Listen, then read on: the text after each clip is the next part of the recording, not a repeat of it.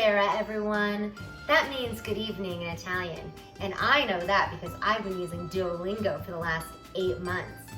Do I know how to ask where the bathroom is, or how much something costs, or name a single number?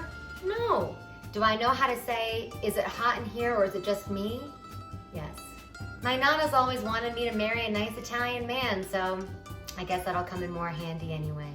The pasta dish I'm showing you tonight hails from the most beautiful place in the world, and my favorite to visit, Positano. My family's favorite restaurant isn't one of the fancy, bougie restaurants in the immediate town, but rather a very small, casual eatery that's on the water and about a 10-15 minute walk outside the town.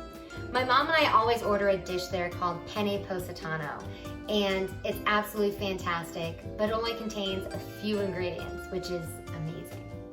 This pasta is a testament to the fact that some of the best food in the world is also the simplest. As long as you use good ingredients, you can be a novice of a cook and still create a meal that is really simple and approachable for you, but also very impressive. I came home from Italy and taught this recipe to one of my brothers, and let me just say, if he can make it, anyone can. He still makes it for date nights to this day, and God, I hope it works out one of these times because I need another niece or nephew. So let's talk about this magical pasta. My version of Penne Positano only contains a handful of ingredients, like the real thing. It has penne, obviously, fresh garlic, fresh basil, some mozzarella balls, fresh cherry tomatoes, and some salt to taste. That's it. As my idol Ina Garten would say, how easy is that? Only Ina would probably have you buy a cow, milk it, and make your own mozzarella, so I guess we're not really the same. To get started, I just put half a pound of penne in some salted boiling water. When it comes to salting water for pasta, my family's rule of thumb has always been to fill the palm of your hand with salt. Now, I will say, the last time my sister and I were in Positano and went to our favorite restaurant, we saw the owner, who is adorable and pudgy, walk half naked into the sea with a giant saucepan and fill it up with water and walk back to the restaurant. Now, I can't guarantee that our pasta was made with that water, but I've got a good feeling that it was. The takeaway from that is that you want your pasta water to be salty. Anne Burrell always says that you want your pasta water to taste like the sea, so I'm guessing she's met this man as well. We've got about 11 minutes while that penne is cooking, so in the meantime, we're gonna saute some garlic in some olive oil. Here we go.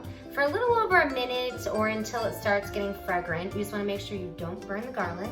And then after that, we're gonna add some halved cherry tomatoes, and we're gonna cook them for a couple of minutes, probably about 5 to 6 minutes until they release a lot of their juices.